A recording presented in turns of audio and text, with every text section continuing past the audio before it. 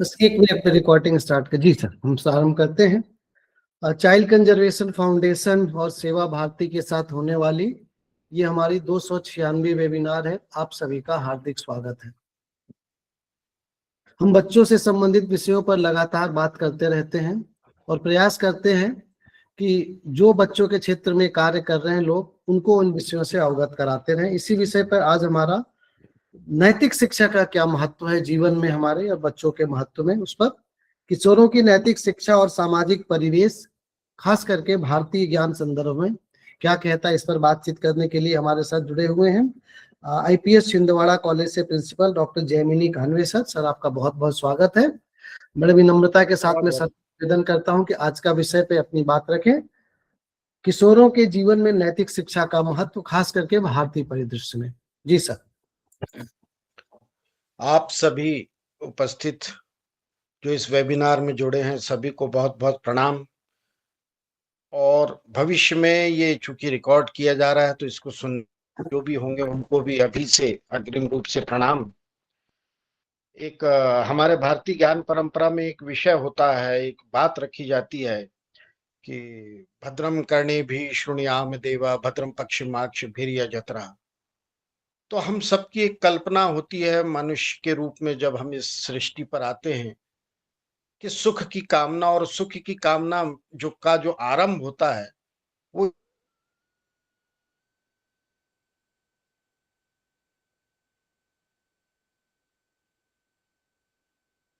Sir आपका mic बंद हो गया, एक बार चालू कर लीजिए माइक।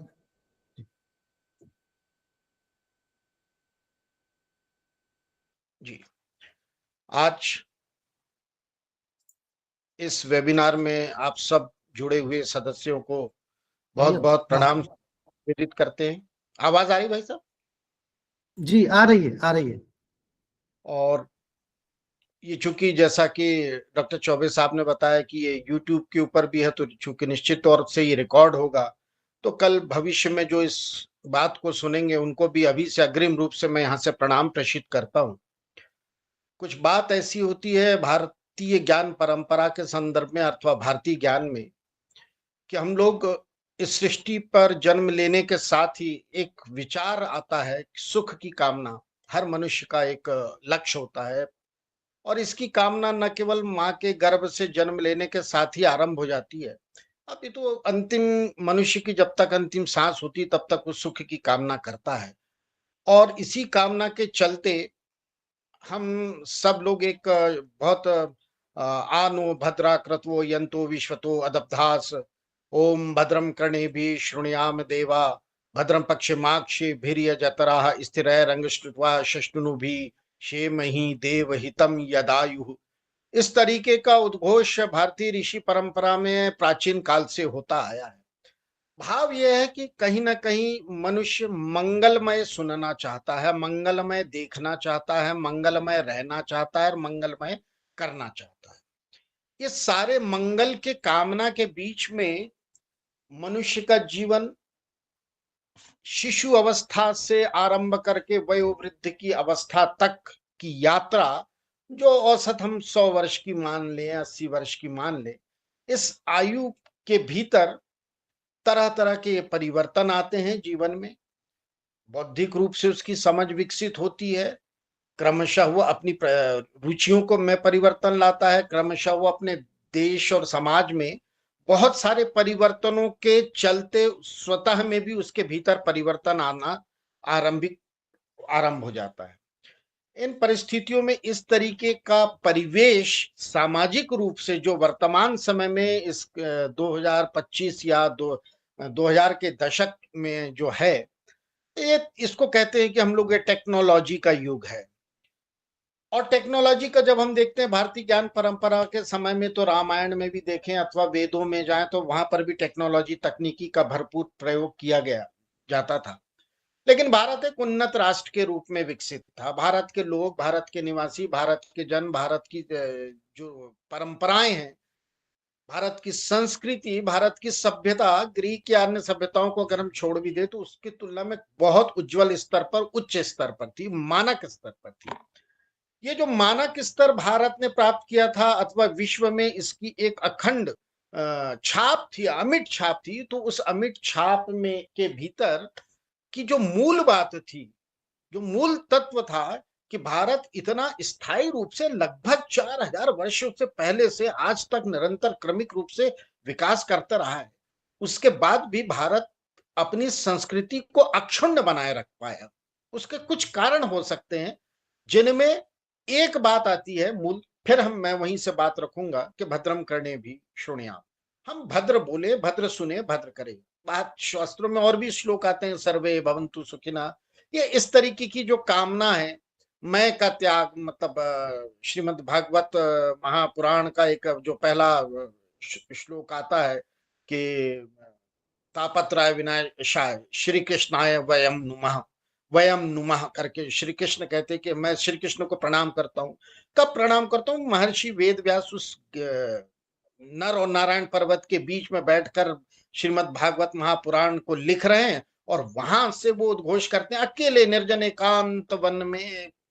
अकेले बैठे हुए हैं गुफा में, और प्रार्थना करते हैं कि मैं आपको प्रणाम करता हूं, ये ना कहते हुए वो कहते हैं कि हम आपको प्रणाम करता हूं, अर्थात मैं का त्याग, अहम और हम की भावना। तो ये इतनी विकसित भावना से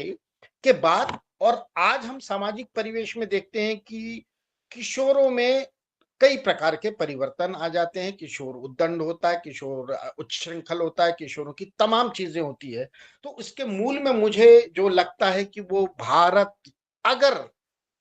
अगर तो नहीं, निश्चित तौर पर भारत अगर पुरातन समय में एक अग्रणी राष्ट्र के रूप में था, अग्रणी देश था, भारत का युवा समर्थ और सबल था, भारत के युवा के भीतर असीम शक्ति का समायोजन था, तो इस समायोजन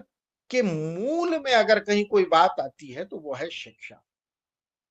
अगर भारतीय परंपरा में, ऋषिकुल परंपरा में इतनी सुंदर शिक्षण व्यवस्था नहीं होती, तो कदाचित हम ये भी नहीं मान सकते थे कि इतनी अच्छी अवस्था भारत प्राप्त कर सकता। वैदिक काल से भी अगर हम देखते हैं, प्राचीन भारत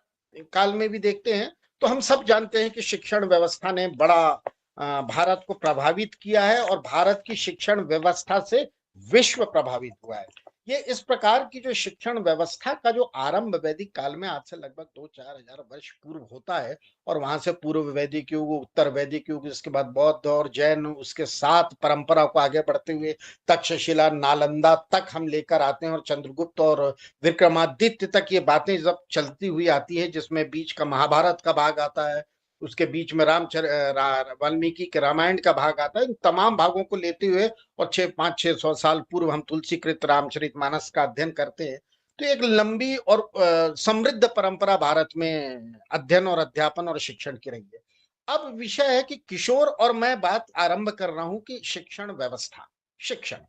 ये दोनों के बीच में एक ऐसा साम्य है, एक ऐसा अद्भुत संयोग है, एक ऐसा अद्भुत बंधन है कि जिसके बिना हम एक उत्कृष्ट समाज की कल्पना नहीं कर सकते। और अगर उत्कृष्ट समाज की भारत में कल्पना करना है, भारत के परिक्षेप में कल्पना करना है, तो उसके लिए भारत के युवाओं की कल्पना करना होगी। और अगर युवा, तो एक परिपक्व मन है, परिपक्व बुद्धि है, परिपक्व शरीर है, परिपक्व उसका मस्तिष्क है, परिपक्व उसकी आत्मा है, परिपक्वता उसके भीतर काफी हद तक भरी है, जिसमें ऊर्जा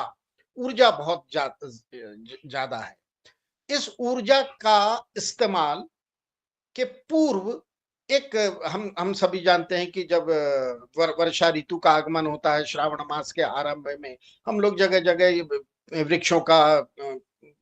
रोपण करते हैं, बीज बोए जाते हैं, तमाम तरीके के वृक्षारोपण के कार्य किए जाते हैं जगह जगह। लक्ष्य ये होता है कि इससे प्रकृति में सुंदरता है, प्रकृति के साथ हम तादात्म्य बैठा पाए, अथवा तो बहुत सारी चीजें इससे हमको जो प्राप्त होती है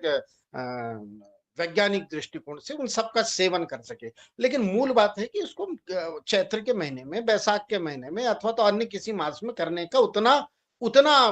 बल नहीं दिया जाता, जितना कि श्रावण के पूरे वर्षा ऋतु के आरंभ के समय में किया जाता है। क्योंकि कहते हैं, हम सब जानते हैं, प्रकृति का नियम है कि उचित समय पर बोया गया बीज ही अंकुरित होता है, और अंकुरित होने के बाद पुष्पित पुष्पित और पल्लवित होकर एक सघन और वट वृक्ष का रूप धारण करता है। छोटा सा अंकुरण, एक छोटा सा बीज, एक छोटा सा ऐसा बीज जो धरती की कुछ गहराई में बोया जाता है, अनुकूल वातावरण मिलता है, और उस बीज में अंकुरण की संभावनाएं हैं कि नहीं है, ये किसी को नहीं पता। ये ईश्वर के अलावा और कोई नहीं जानता कि बीज अंकुरित होगा, पुष्पित होगा, पल्लवित होगा, वृक्ष का रूप धारण करेगा या नहीं करेगा। ठीक ठीक ठीक ठीक यही एक क्रम होता है कि जहां से भारतीयों को और हम सबको इस चाइल्ड कंजर्वेशन के से जुड़े हुए तमाम लोगों को चिंतन की एक नई दिशा मिलती है। हम युवाओं को जब एक वृक्ष बड़ा हो जाता है तो उसके बाद उसको पानी देने की आवश्यकता नहीं, उसको जल देने की आवश्यकता नहीं, वो स्वतः ही अपनी सामर्थ्य से, अपनी शक्ति से उसका शोधन और परिमाण प्राप्त करता रहता है। लेकिन अनुकूल समय कब था? अनुकूल समय कहीं चूक तो नहीं जा रहे हम। इसीलिए किशोर अवस्था, इसीलिए किशोर अवस्था वो अवस्था होती है जिसको जेन जी कहते हैं, जिसको तमाम लोग अलग अलग शब्दों में, अलग अलग परिभाषाओं से लोग परिभाषित करते हैं। पर मूलतः जब हम देखते हैं कि 6 से 14 वर्ष के बालक या 16 वर्ष के बालक के भीतर जब यौवन उसका आया नहीं है और उसके शिशु अवस्था गई नहीं है, वो बीच में कहीं आंदोलित होता हुआ सा दिखता है, और इस आंदोलन के परिणाम स्वरूप उसका हृदय, उसका मन, उसका मस्तिष्क भी आंदोलित रहता है। इस आंदोलन की प्रक्रिया को नियंत्रित करना और इस आंदोलन की प्रक्रिया को अनुकूल वातावरण देने का जो कार्य है, ये भारतीय सामाजिक परिवेश का कार्य है। इसीलिए इस विषय को संदर्भ में हम देखते हैं कि सामाजिक परिवेश उसका बहुत आवश्यक और महत्वपूर्ण अंग होता है कि जब एक एक किशोर, युवा, युवा से अधेड़, अधेड़ से प्रौढ़ और प्रौढ़ से वृद्ध की ओर यात्रा करता है। तो इसमें जो मूल तत्व पाए जाते हैं वो इसी अवस्था में होता है, जब उसका हृदय बहुत आंदोलित रहता है, जब उसका मन आंदोलित रहता है, उसके मन में उठने वाले तमाम तरीके के अच्छे और बुरे प्रश्न से जो अनुत्तरित रहता है, उन तमाम उठने वाले विचार जो उसको आंदोलित करते हैं, जो उसको जो उसके मन की तरंगों को हिलोरे दे देते हैं, उन हिलोरों के ऊपर नियंत्रण करने के लिए किशोर अवस्था बहुत आवश्यक है। इसलिए भारत में पहले भी कहा गया है कि जो 6 वर्ष की आयु होती है उस समय कहीं उसको प्राथमिक शिक्षा देने के क्रम में उसको लाया जाता है। और मैं बात बार बार वही कहता हूँ कि भारतीय सामाजिक परिवेश को वर्तमान से अगर प्राचीन काल से देखते हैं हम या वैदिक काल से निकाल कर चलते हैं, तो हमें लगता है कि हमारे ऋषि मुनि ने जितनी भी आयु जो उस समय निर्धारित की कि 6 वर्ष के बालक के साथ गुरु पूर्णिमा के अवसर उसको गुरु दीक्षा दी जाती है या उसको गुरु दिया जाता है, तो इसका अर्थ ही यह था कि ताकि भारत में इस प्रकार की चीजें जो हमेशा आगे बढ़ सकती हैं उसको हम आगे लेके जा सकें। तो ये जो वैदिक कालीन भारत राष्ट्र के उदय के साथ ही ये भारत में सब चीजें चलने लग जाती है, क्योंकि भारत का पांडित्य, शौर्य, संपत्ति सब में शील को अधिक महत्व दिया है। भारत ने कभी पांडित्य को महत्व नहीं दिया, ताकत को नहीं दिया, धन संपदा संपत्ति आदि किसी को महत्व नहीं दिया, अपितु भारत के वैदिक काल ने या वैदिक ऋषि मुनियों परंपराओं ने केवल चारित्रिक शील और चारित्रिक बातों को ही अधिक महत्व दिया है। सावित्री मात्र सारो अपि वरम प्रियम सुयंत्रिता नायंत्रित स्त्री वेदो अपि सर्वाशी सर्व विक्रयी। मनु ने अंत में तो मनुस्मृति में ये आता है प्रसंग कि शील भ्रष्ट मनुष्य को वेद अध्ययन तक का अधिकार नहीं है। तो किस प्रकार से हमारी प्राचीन शिक्षा पद्धति, वैदिक शिक्षा पद्धति सबसे ज्यादा जो आधार बनाती है, शील को बनाती है, चारित्रिक विशेषताओं को बनाती है। और शायद यही कारण है कि उस समय का भारत विश्व गुरु था और आज भारत इस विश्व गुरु बनने के लिए निरंतर प्रयत्नशील रहता है। तो इस भारत को अगर वहां तक लाना है तो इसके लिए हमारी जो किशोर अवस्था है, जो बालक बालिकाओं की जो किशोर अवस्था है, उसको बहुत संभाल कर और बहुत चिंतन करके और बहुत धैर्यपूर्ण तरीके से निकालना इसके आवश्यक है। और इसमें हम सबकी भावना एक सी होनी चाहिए, ताकि जब वो वहां से निकले और ब्रह्मचर्य आश्रम, ब्रह्मचर्य से गृहस्थ, गृहस्थ वानप्रस्थ और वानप्रस्थ से सन्यास की ओर बढ़े, तो वो निरंतर उन्नति कर सके। तो जो जो पुराने समय की जो दीक्षा ग्रहण करवाई जाती थी और पवित्र रहते हुए हम सब जानते हैं कि गुरु के संरक्षण में वो विद्यार्थी जाता था, गुरु अगर उसको स्वीकार कर लेता था तो उसके पास उसका विद्याध्ययन होता था। उस समय भी वैदिक काल में भी 2 प्रकार की शिक्षण व्यवस्थाएं चलती थी, एक जिसमें उसको धन देना पड़ता था जो शिष्य होता था, और एक वो जो गुरु की सेवा कर सकता था। तो जो कदाचित धनाढ्य लोग थे, धनाढ्य कुलीन वर्ग के लोग थे, अथवा जो संपत्तिवान लोग के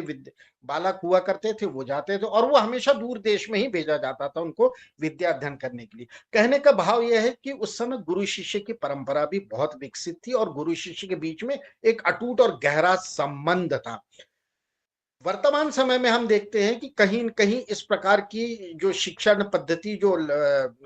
उन स्वतंत्रता के पश्चात से लागू है, और वो अभी तक जो चल रही न्यू एजुकेशन पॉलिसी के पूर्व, तो उसमें कहीं न कहीं इस प्रकार का बंधन, इस प्रकार का संबंध गुरु और शिष्य, शिक्षक और विद्यार्थी के बीच में नहीं दिखता है। और यही बात जो है, जो आज का विषय है कि किशोर शिक्षा और सामाजिक परिवेश में, तो सामाजिक परिवेश में शिक्षा बहुत महत्वपूर्ण होती है। अन्यत्र भी सामाजिक परिवेश में जो जो आपकी भौगोलिक परिस्थितियां, जो वहाँ की सामाजिक परिस्थितियां हैं, वहाँ की आर्थिक परिस्थितियां, ये भी महत्वपूर्ण होती है। लेकिन जिसका शिक्षा जो सबल हो, जो सबल शिक्षावान हो, जिसमें गुण हो, जिसका चारित्रिक बल हो, जिसका नैतिक बल हो, उसमें ये सब चीजें उसके लिए गौण हो जाती है और मुख्य हो जाती है शिक्षा। इसीलिए जो पूरा किशोरों के ऊपर जब भी हम बात करें, तो मेरा आग्रह सभी से एक होता है कि आप किशोरों की शिक्षा को, वैसे भी राइट टू एजुकेशन एक्ट है जिसके भीतर हम सबको 8 से 14 वर्ष के बच्चों को निःशुल्क शिक्षा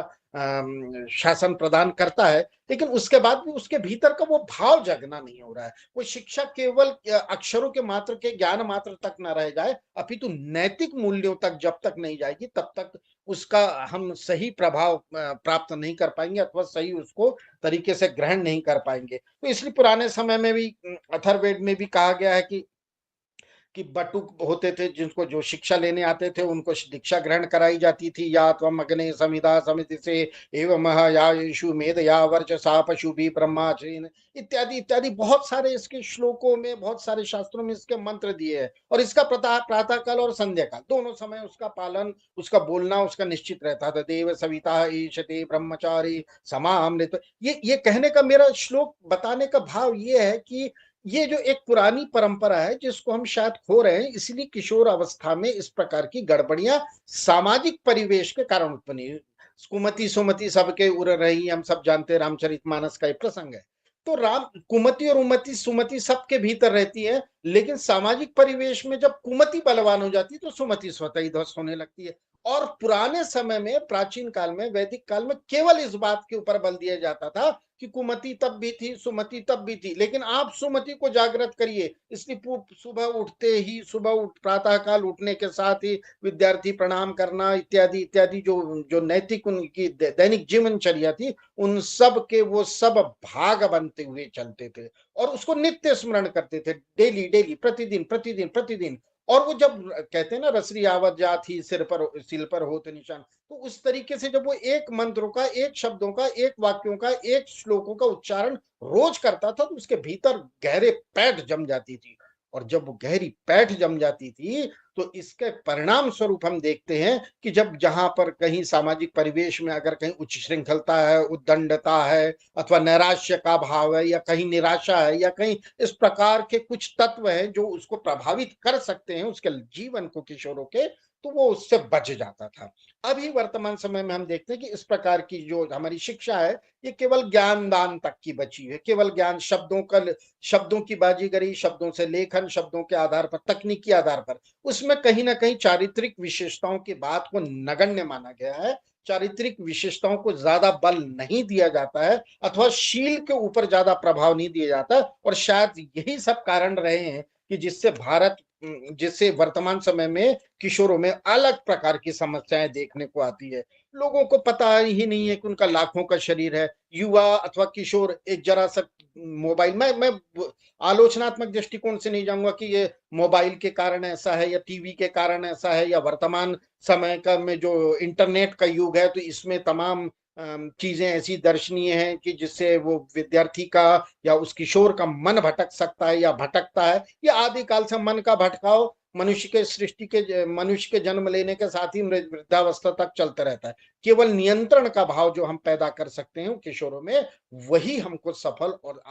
आग्रहशाली बना सकता है। तो इसलिए कि जब सब लोग जानते हैं कि मतलब छोटी सी बात है कि ये शरीर की कीमत, मैं बिल्कुल पॉइंट से बात रखना चाह रहा था कि छोटी सी बात है कि मनुष्य का शरीर लाखों का है, किसी ने कहा था ना, वो सब हम लोग जानते हैं कि उसको एक आंख कितने की है में दोगे, तो बोले 2 लाख में, दूसरी आंख 2 लाख में, तो हाथ कितने में दोगे, 5 लाख। बोले पूरे शरीर को जोड़ लो तो कितने का हो गया, अनमोल हो गया, अनमोल हो गया। इस बात के को हम बहुत सरल तरीके से पुराने समय में पंचतंत्र की कहानियों में अथवा अन्य लोगों की कहानियों में अथवा जीवनियों में इस प्रकार की बातें पढ़ते सुनते थे और वो हमारे मनोमस्तिष्क में स्थापित हो जाती थी। वर्तमान किशोरों में जो प्रारंभिक अवस्था में जो दुर्गुण और दुर्लभ दोष दिखाई देते हैं, उसका मूल कारण में कहीं ना कहीं इस प्रकार की शिक्षा का अभाव है। समय आता है कि हम इस प्रकार की शिक्षा के को दें। एक विद्यार्थी होता है, एक बालक होता है, किशोर होता है, 13-14 साल की अवस्था होती है, पढ़ो पढ़ो पढ़ो, 99%, 98, 96, 95, जो जो माता पिता की अभी अपेक्षाएं होंगी उसको पाना चाहता है, लेकिन वो पाते पाते कहीं बिखर तो नहीं रहा। इस बात का चिंतन, इस बात का के ऊपर विचार हम सबको इस अवस्था में करना चाहिए, क्योंकि शारीरिक परेशानियों से त्रस्त होकर एक एक बार एक गुरु के पास जाता है, शिष्य बोलता है कि जो भी मुझे मेरे जीवन में मुझसे मिला उसने मेरे लिए कांटे ही बिखेरे हैं। गुरु चुप हो जाते हैं। वो कहते हैं कि गुलाब की ओर इशारा करते हैं और उसके में लगे हुए कांटों की ओर भी इशारा करते हैं कि वो देखो कि उसके साथ कांटे भी है लेकिन फिर भी वो खुशबू को बिखेर रहा है। ये सब बातें हम जानते हैं, सब बातें हम समझते हैं, लेकिन इसको दोहराते नहीं है, रिपीटेशन नहीं करते, रिपीटेशन रिपीटेटिव वाली जो परंपरा है, जो बार बार बार बार बार बार बार बार अनगिनत रूप से उसको दोहराने की जो परंपरा का ह्रास हुआ है, जो कमी आई है, जो क्षमता आई है, ये किशोरों के जीवन को बहुत रूप से प्रभावित करती है। ये सब चीजें चाहिए, ये हमको सुधारना होगा। कि हम कैसे, कुछ लोगों की अपेक्षाएं हो जाती है कि चूंकि हम सामाजिक परिवेश में देखते हैं कि धन संपदा वैभव जिसके पास है उसको बहुत अच्छा माना जाता है, और जिसके जिसके पास नहीं उसको बहुत अच्छा। एक सामाजिक सा परिवेश बन गया है, कुछ वातावरण इस प्रकार का हमारे देश में पूरे विश्व में निर्मित है। तो यमाचार्य से एक बार नचिकेता ने पूछा था कि ये तो सब आप है, आप मेरे को इसके लिए क्यों, ईश्वर को प्राप्त करने के लिए क्यों कठिन कार्य कराते हो। तो नचिकेता ने कहा था कि ये जो लौकिक पदार्थ हैं, ये जो धन संपदा, यौवन, वैभव, राज सिंहासन, दीर्घ जीवन, ये सब तो केवल क्षणिक सामर्थ्य वाले हैं, मुझे आत्मशोधन ही करा है अपने गुरु से, नचिकेता कहते हैं। तो इस तरीके के जो विचार हैं, इस तरीके की जो बातें हैं, यही विचार, यही बातें जब उस अवस्था में, जब उसका बाल मन कोमल है, जब उसके बाल मन में कहीं भी कोई कलुषित चीजें अभी प्रवेश करने का प्रयास कर रही है लेकिन जमी नहीं है, प्रवेश हुआ है लेकिन उनको निकाला भी बहुत आसानी से जा सकता है, क्योंकि उसने उसको स्थायित्व प्राप्त करने नहीं दिया। उस अवस्था में हमने उसको ऐसे ही तन्हा, अकेला, नितांत, अलग सा छोड़ने के कारण वो इन बातों से वंचित होता है। और जब वंचित होता है तो उसको ऐसा लगता है कि शायद ये जो सामाजिक रूप में जो चल रहा है, या जो सामाजिक परिवेश में जो कुछ दिखाया जा रहा है, यही विश्व का अखंड और अटल सत्य है, और यही मेरा मार्ग है, यही मेरे अभिष्ट प्राप्ति का लक्ष्य है। और इसी तरीके से वो उस मार्ग के ऊपर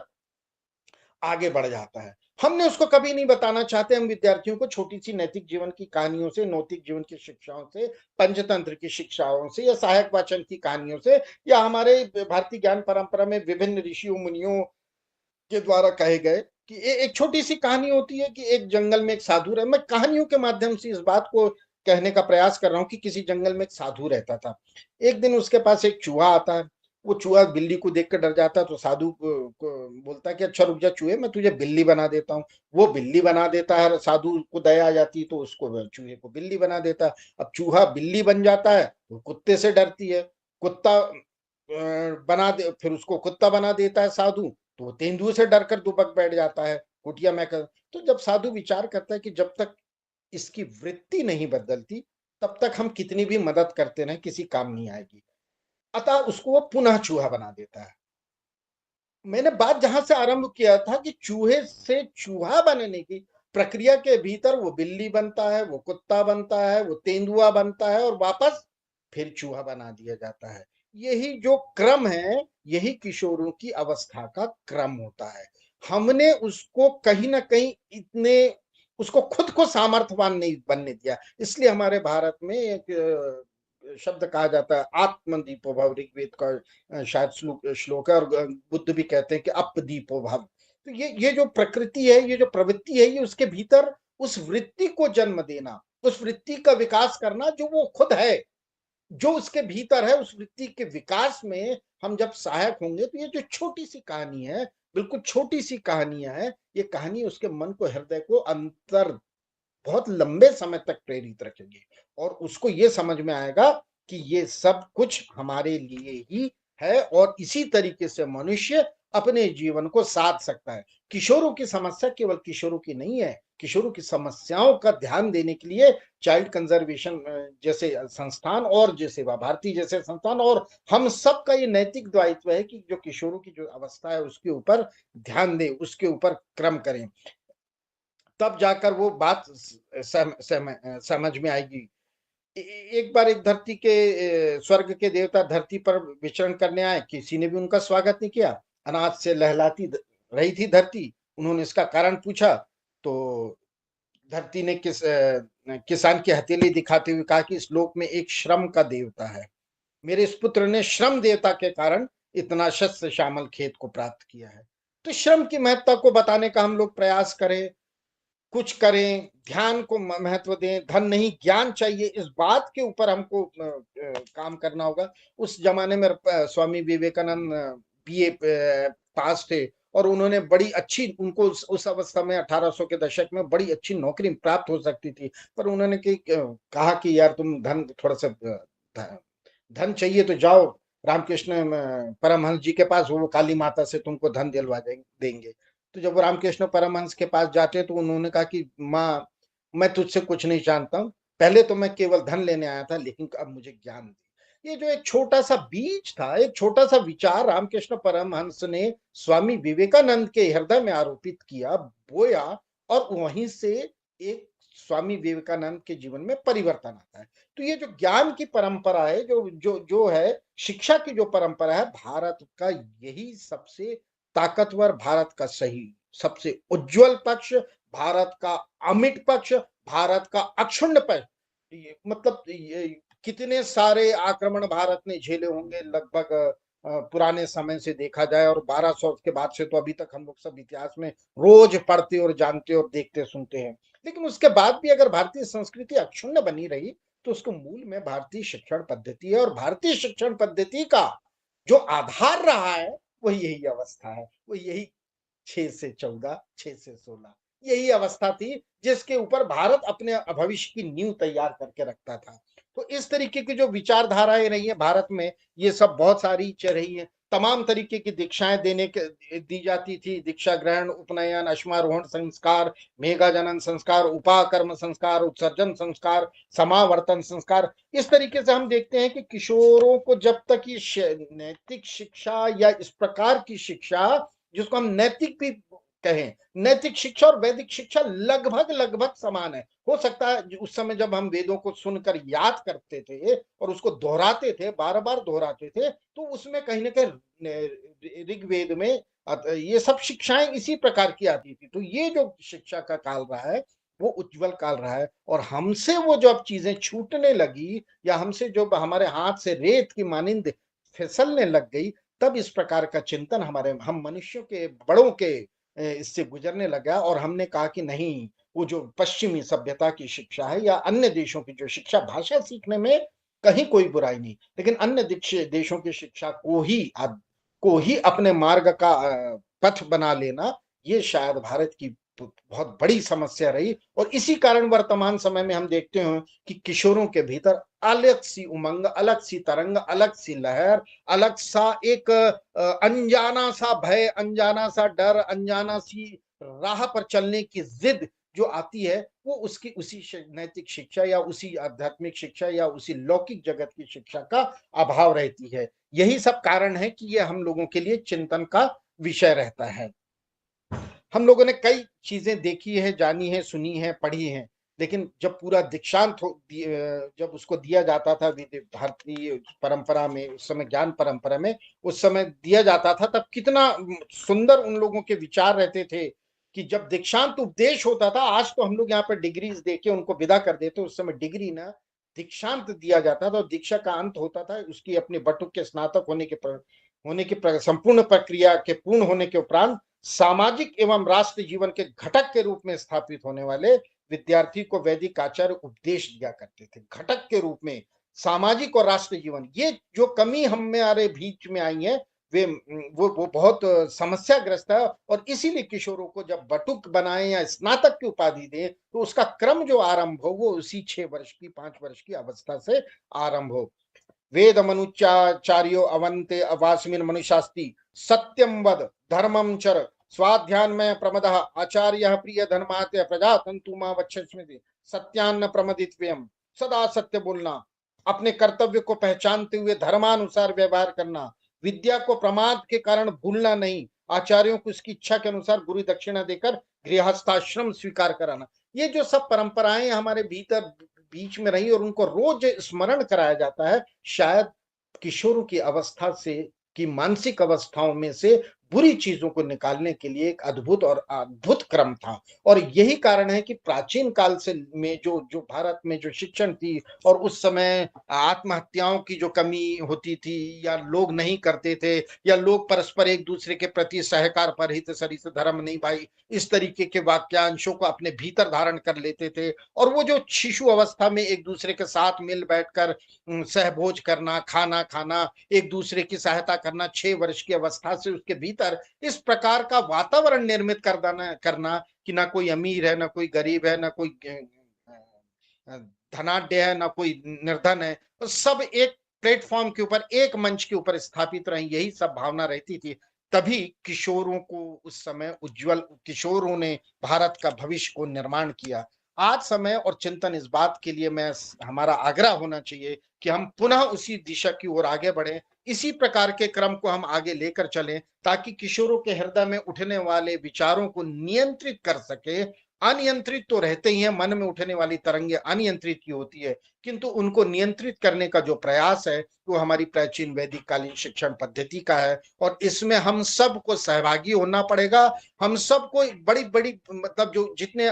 नियम है शासन के, प्रशासन के, उन नियमों के साथ साथ भी इस बात का देखना होगा कि बाल मन में, बाल हृदय में को कहीं इस अवस्था में कोई चोट तो नहीं लग पा रही है। बाल अवस्था में की इस उम्र में विद्यार्थी सही तरीके से विद्या का अध्ययन करने वाला बन सके। और उसके लिए जो छोटी छोटी कहानियां हैं, छोटी छोटी उपदेश है, छोटी छोटी शिक्षण व्यवस्थाएं हैं, छोटी छोटी बातें हैं, उन्हीं बातों को एक दूसरे के साथ क्रमवार जब हम बुनते हैं तब किशोरों की जो शिक्षा, नैतिक शिक्षा और सामाजिक परिवेश में परिवर्तन आएगा। क्योंकि आज का जो शिक्षण हम यहाँ प्रदान करेंगे, आने वाले भविष्य का सामाजिक परिवेश के परिवर्तित करने की, आज का किशोर कल का युवा होगा और कल का युवा परसों का प्रौढ़ बनेगा, वृद्ध बनेगा। उसमें सामर्थ्य और साहस आ जाएगा कि उस सामाजिक परिवेश को परिवर्तित कर सके। वर्तमान समय में इस इंटरनेट युग के युग में, इस तकनीकी के युग में, इस एआई के युग में भी वो जो चीजें हैं वो प्रासंगिक थी, प्रासंगिक हैं और प्रासंगिक ही रहेंगी। क्योंकि विद्या को हम हमारे यहाँ प्रज्ञा अपराध भी कहते हैं हम इनको सबको, कि हम प्रज्ञा अपराध करने से बचें। तो इन सब कारणों से हम लोगों को विश्वास है कि जो शील के ऊपर बात है, जो चारित्रिक विशेषताओं की बात है, ये सब बातें जब विद्यार्थी अपने शिक्षक अपने विद्यार्थी से अथवा किशोर अवस्था से अधिक उम्र के आयु के वय के विद्या के लोग अपने किशोरों के प्रति रखेंगे तो निश्चित तौर पर हम एक ऐसा सबल समाज का निर्माण कर पाएंगे कि जिससे भारत पुनः विश्व गुरु के पद के ऊपर अनुगामी बन सकता है, अनुगामी नहीं स्थापित हो सकता है। इस तरीके की प्रक्रिया में किशोरों के ऊपर काम करने की सर्वाधिक आवश्यकता है। सारा ध्यान मुझे लगता है कि समाज को, पूरे संपूर्ण समाज का नैतिक दायित्व है कि किशोर अवस्था में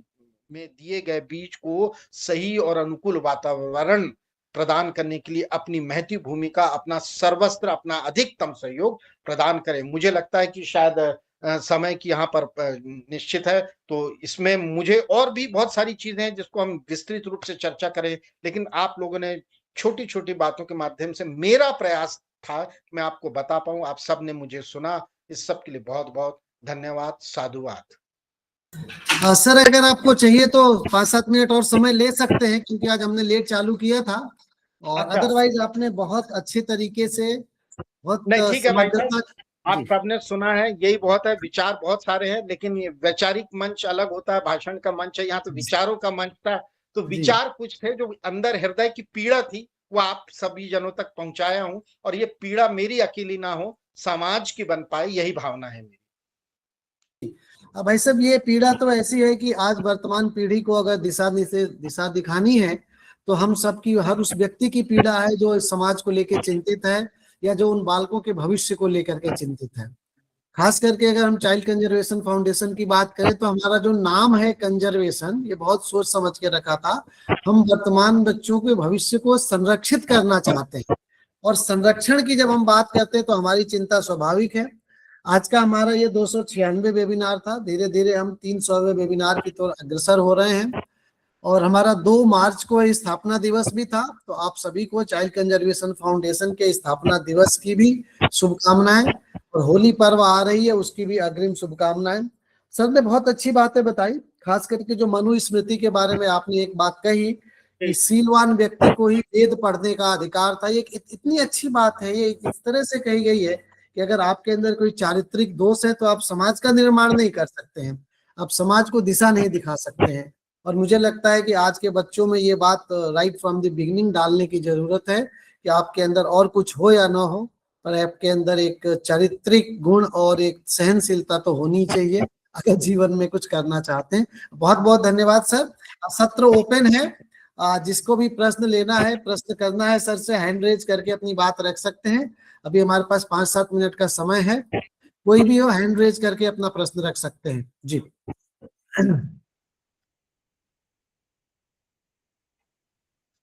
डॉक्टर लक्ष्मण त्रिपुरा से अपना प्रश्न रखें सर। नमस्ते जयमिनी सर। जी बहुत अच्छा तरीके से आपने समझाया, इस बालकों को अधिक गुरुत्व देने के लिए। ये भी अच्छा जी तरीके से बोला, जिस पर्सन को कुछ दिशा दिखाना है, उसको तो जी अपना आप से ऐसा चरित्र बनना चाहिए जो बालकों को ऑटोमेटिक फॉलो करेगा, इमिटेशन करेगा। जब जी तक different types of quality, truthfulness, patience, punctuality, and the mind of renunciation service for the others. Until and unless there is no development in the mind of the teachers, the surrounding elders, it is surrounding not like it is not possible on the part of the children to learn something from the elders, even from the mechanical teaching in the school also. If the very teacher nice teaches mechanically, he teaches, only he is maintaining the duty. He's coming and describing, but he's not thinking the how much the child is developed from each corner. So I think all the elders associated surrounding the children, they should learn first, and they will automatically learn. तब तक मेरा अभ्यास नहीं बन जाएगा तो मैं कैसी किसी को अभ्यास सिखाऊंगा, तो उसको नहीं सुनेगा। वो कुछ under pressure he will remain silent for the timing, but that will not enter in the mind set of the children. I think this is the more crisis in ourselves. Those who are serving in the elder age, those who are serving in the different types of dignified post in the society dominating over the